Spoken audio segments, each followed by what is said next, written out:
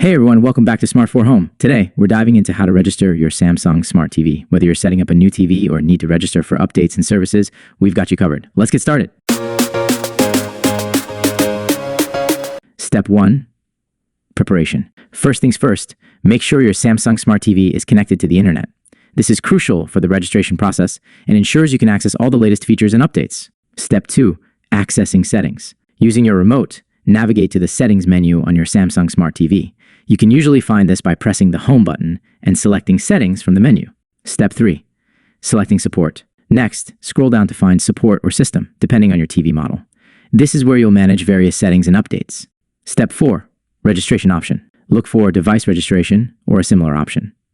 This is where you'll begin the registration process to ensure your Samsung Smart TV is properly connected and recognized. Step 5. Entering details. Follow the on-screen instructions to enter your details.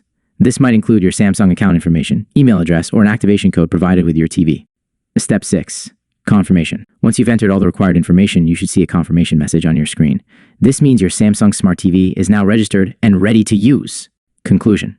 And there you have it. Registering your Samsung Smart TV is a straightforward process that ensures you get the most out of your device.